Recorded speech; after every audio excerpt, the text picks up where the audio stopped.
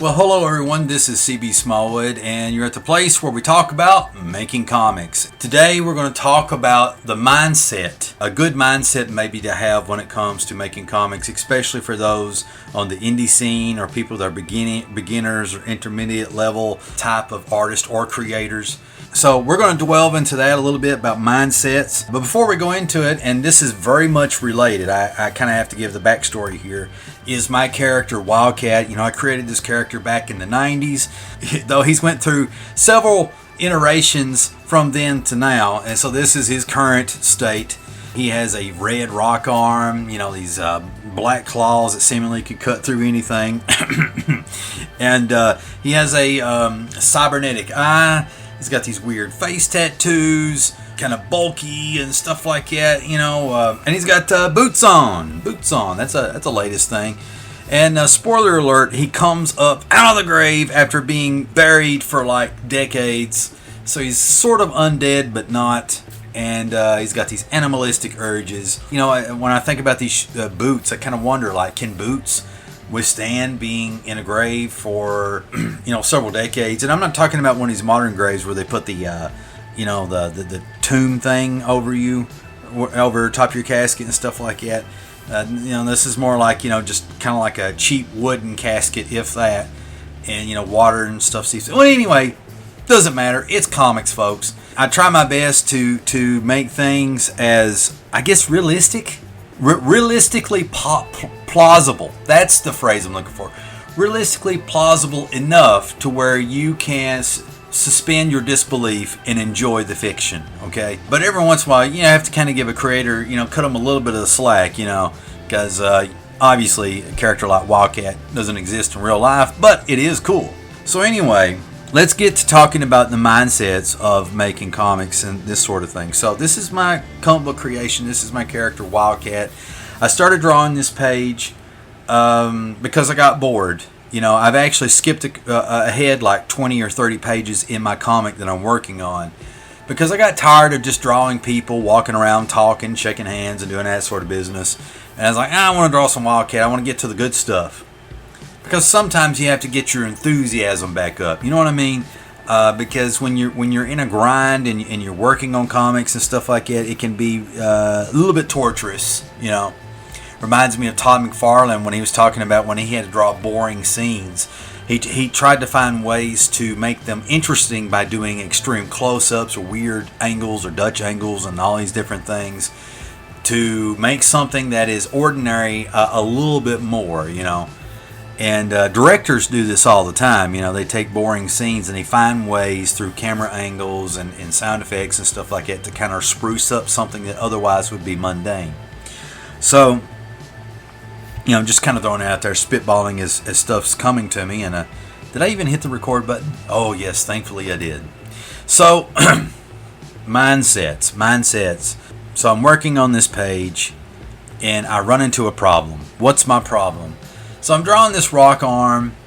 There's some anatomical issues. I'm not going to tell you what they are if you don't notice them, because you know how it is. Once you notice something, you can't look away. It's when somebody points something out to you. So I'd rather your natural reaction, if it is a good one, stay that way. But I was having a problem with the hands. It's sort of like the original pose was both the hands are palm up with the claws extended.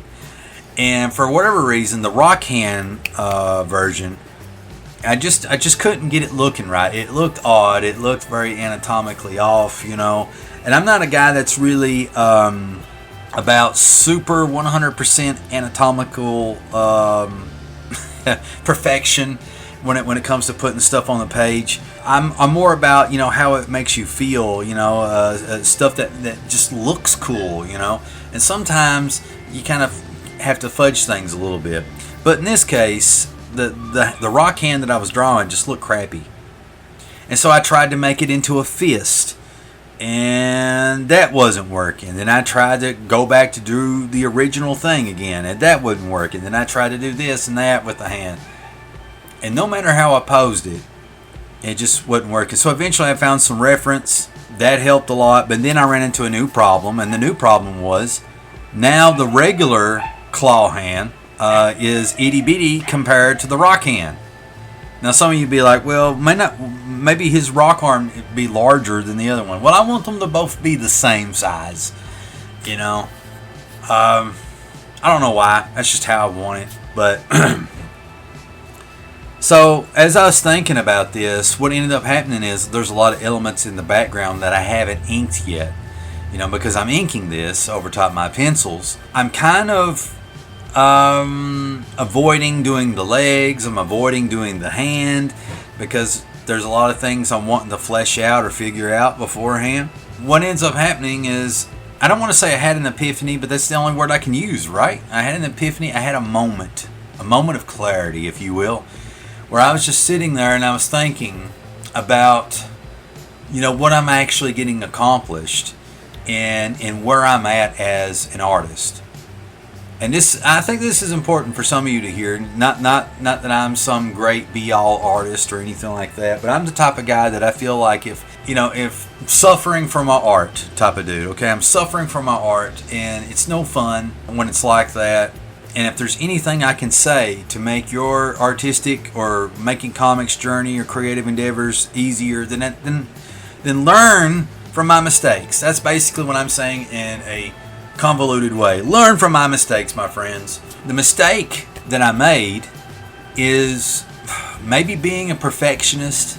I don't think that's quite right, but it's the best I got to offer. You know, it's this idea that I want the first issue of Wildcat Dead Man Walking to be amazing. I want it to be like how Jim Lee's Fantastic Four #1 was, how Dale Keown's Pit #1 was. I'm trying to think of other first issues or debuts. You know, maybe Travis Charest's Wildcats #1 when they rebooted the book. That was amazing looking, even though it wasn't like a lot of crazy stuff happening. It just looked gorgeous because the art's superior. I mean, insert whatever your favorite artist and whatever the first issue was that really made you go, wow, this is cool. I want to do that, right? I want to be the guy that does that. And problem is, and this is the aha moment, this is the epiphany moment. This is the moment of clarity. Using Jim Lee as an example, I have not put in the work that Jim Lee has.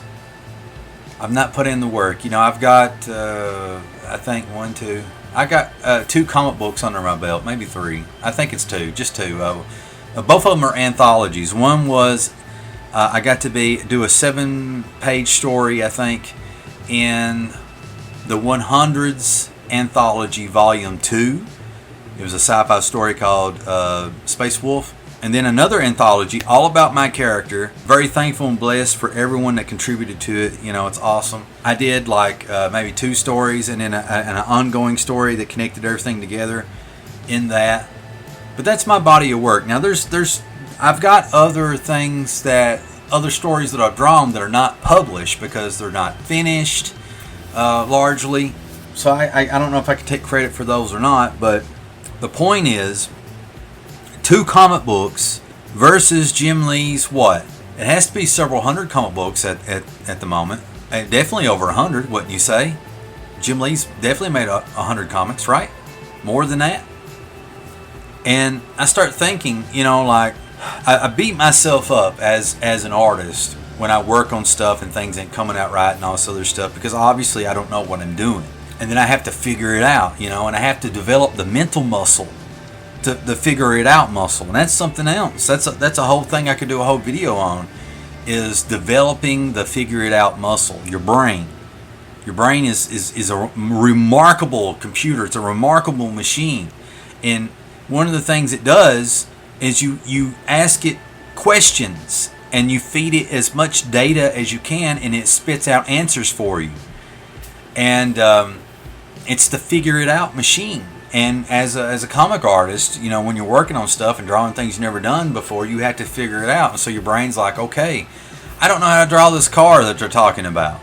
And so it's like, I need more information. So you got to go online. You got to look up pictures of a Corvette, if that's what you're supposed to draw. And then it's like, okay, then your brain's like, well, this Corvette's flying through the air, so we need to know what it looks like underneath. Is there anything that we can find to look at it underneath? So you got to find more references, you know. And it's like maybe you can't find them. Maybe they're not online, believe it or not. Do you use AI to create something? But then how does AI knows what underneath a Corvette looks when you don't even know yourself and you're pulling from the same sources?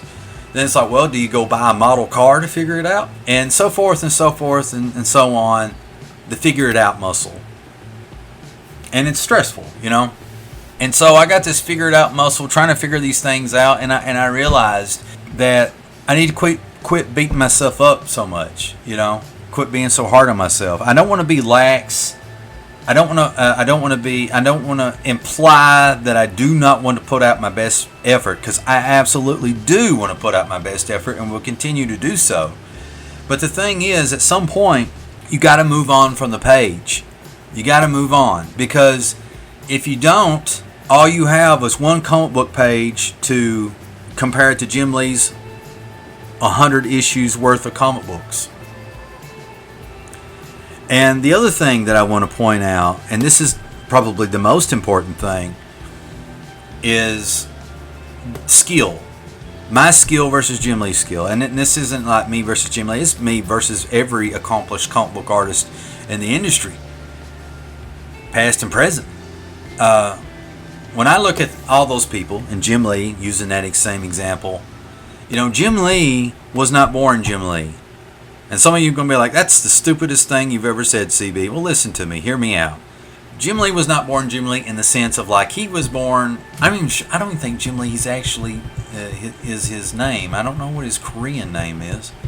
I could be wrong about that. But anyway, what I'm saying is that the man he is today was not the man he was born as. You know, he was a baby. He didn't know nothing. He didn't know how to draw, didn't know how to talk, didn't know how to do anything but breathe and eat. That was it. That and poop. Breathe, eat, poop. The three essential functions to a living organism, I guess. I don't know. That was him when he was born. But over the course of his life, you know, he was doodling, he was researching, learning things, and trying. He was talking to people about how comics are made, and he was going to the New York offices and probably getting Xeroxes of, like, you know, the big 11 by 17 pages that the pros were doing, and he could see the details and get more of an idea of how it's done. And then eventually this man gets work. You know, he's doing pinup pages maybe here and there, that sort of thing. And I don't know if this is exactly his first job, but pretty close to it, which was Alpha Flight, probably inking some issues, maybe drawing some issues. And then from there goes on to Punisher. I don't know if he did anywhere from 5 to 12 issues, but he did quite a few issues on Punisher. And then from there, he goes to the X-Men. Now, I might be missing a career leap here or there, but bear with me. He's on X-Men. And he's still not the Jim Lee that we know today. Because from each job that he goes to, he's getting better and better and better.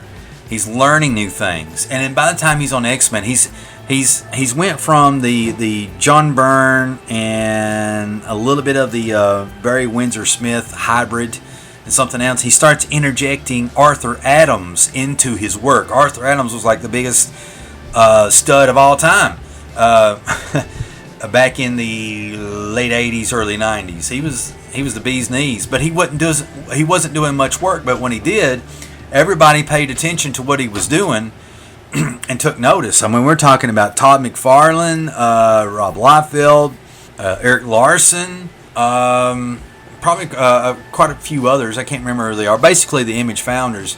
Everybody started riffing off of Arthur Adams, and their idea was, and they did it unashamedly, because it's like, you know, would you rather get one Arthur Adams comic per year, or would you like to get a full 12 issues worth of Arthur Adams like stuff, you know? And well, Jim Lee in the early going issues of X-Men, at some point he starts implementing the Arthur Adams influence that helps push him even further. I mean, he just keeps learning new things, adding new things. He gets Scott Williams working with him to save him time, and actually adds a cool flavor to his work in terms of what he's doing with backgrounds and stuff like that. He has background assistants A lot of people don't know that. People that did pencil work, did background assistance, and Wallace Portacio, another awesome artist, was helping him do things behind the scenes. Took a team of people to make a Jim Lee, actually, if you think about it. And the thing is, from doing pinups to Alpha Flight to Punisher and going up to the X-Men, and that was like, what, 20 issues, 30 issues, 40 issues worth of comic books before he became Jim Lee. You understand what I'm saying now? There's the Jim Lee, the Joe Blow neighbor that everybody knew at one point in Korea, then in America. You know, when I say everybody knew, I mean his neighbors. And then there's the Jim Lee that we know today. Who is Jim Lee? Capital Jim, capital Lee, capital all the way through, you know. Exclamation mark. You know, it's sort of like Van Halen wasn't born with a guitar in his hands, but it took many years and a lot of time just sitting in his college dorm room, dicking around on guitar, to become the Eddie Van Halen that we know today. And so, what I want to relate to all of you, and I hope you take this home for those that are struggling and having mental issues about what you're doing, and you know, you're beginners or intermediates or whatever, is that don't beat yourselves up. I hope you have the same epiphany that I have, is that you're not Jim Lee right now, and that's not the best word to phrase it. You are not the you that you're meant to be right now, just like I'm not the me that I'm meant to be at this moment.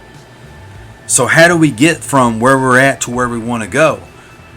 Well, in my opinion, my goal is I want to get 20 issues, 20 comic books done between here and there.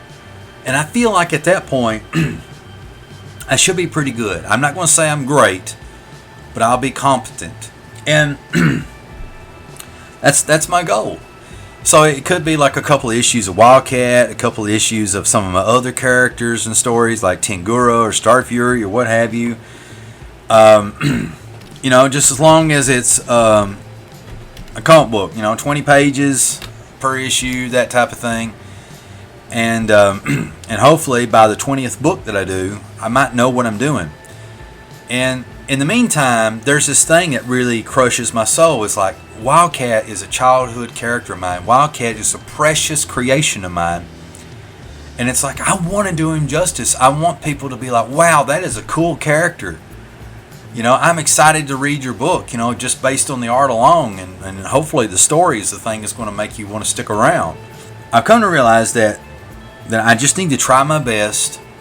And let's say like issue 5 of Wildcat, or issue 10 or issue 20, after putting in the work, just like Jim Lee did from pinups, Alpha Flight, Punisher, X-Men, from putting in the work, if I do the same, if I put in the work, and I draw 1 issue, 2 issue, 3 issue, 5 issues, 10 issues, 20 issues, and eventually at some point, it's like maybe I didn't have the best start that I wanted, but wherever I'm at that point in time, after I acquire all those skills, then I can unleash the full fury of why I think Wildcat's awesome, and you'll be able to see it and read it and enjoy it and agree with it, that it is awesome, you know. And so that's the thing I want to convey to you is please, dear viewers, those of you that are comic book creators, those of you that are writers or musicians or whatever your creative endeavor is, don't beat yourself up, because you have to understand, when you're beginning or you're at the intermediate level or what have you, is that you are not the fully realized you yet. You've not got it all figured out. So what do you got to do? You just got to keep working. You got to keep churning out work. You got to keep making things. And that's not to say to cut and make shortcuts. You know, in terms of making comics, if you don't know how to do something, you need to get reference. Okay, that's what Neal Adams told everybody time and time and time again. Quit messing around trying to make imaginary cars out of your head. Go get you a picture. Go take you a picture. And now you know how to draw a car. And at some point, for you purists out there, after you learn how to draw a car, then maybe you can just draw it out of your head now. But until that point, just like Neal Adams said, you've got to use reference. But this video is not about reference, is it? It's about a mindset, your mentality, how you think about things. And so don't beat yourselves up. Give yourself permission to be terrible, to suck, okay? Because it takes a while, to make a diamond, just like in the, I don't know if it's the first Superman movie or the second one, with Christopher Reeves, the real Superman, when he takes a bit of coal in his hand and he crushes it, it turns into a diamond. And what made that so amazing is that, hypothetically, I don't think it actually works this way exactly, but coal, if it's compressed over time, can form a diamond, in theory. Might be wrong about that. But that's what happened in the Superman movie. So that's what we are. We're this gritty. I don't know if petroleum's the right word, but we're we're this gritty hard rock substance that's straight out of the earth.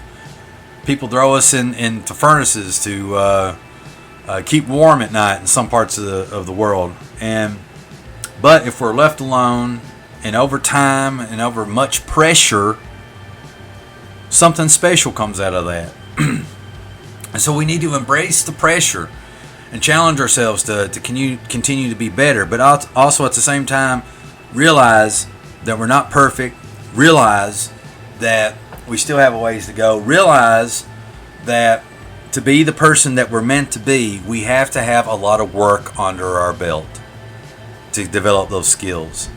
And just like how I want to do an awesome first issue, just like Jim Lee did with Fantastic Four, Dale Keown did with Pitt #1. The thing is, I don't know if I can pull it off. I'm going to try. I'm going to try my absolute best. But whether I succeed or fail, I got to keep going. I got to keep making comics, because by the time I get to that 20th issue of whatever I'm drawing, or the 50th issue or 100th issue, I have to say at some point, if I keep putting my best effort between each and every single issue, I'm going to get better. I'm going to be the person that I want to be as an artist, as a creator, I'm talking about writing too, getting better at that and a lot of other things.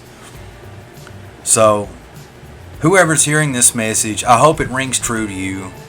I hope that you keep pushing yourself to get better. I hope that you don't beat yourself up and realize that you're not the you that you're meant to be yet. Not yet, but you will be.